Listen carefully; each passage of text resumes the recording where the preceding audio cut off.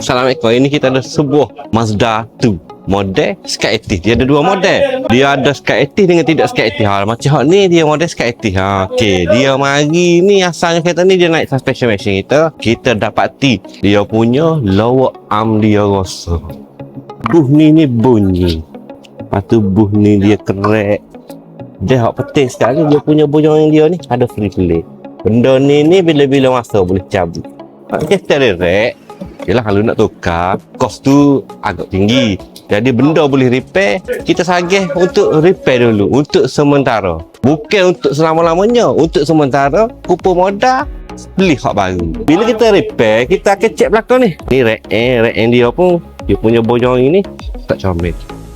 Dia punya subframe ni, mari bolok. Ni kita mandi dah ni. Kita mandi dah ni.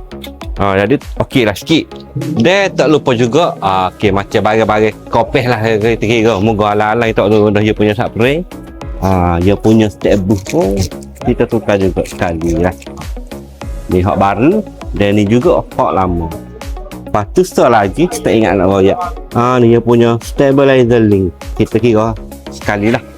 Bagi hak bajet tu ada lebih sikit kan. Alang-alang dia kata biar siapa sudah. Jadi hak mana ada masalah, cek bunyi kau, nak servis kau, cek ekor kau dan sebagainya, marilah di MS Auto Expert Perkara Cepat Kota Baru Kelantan. Lacak.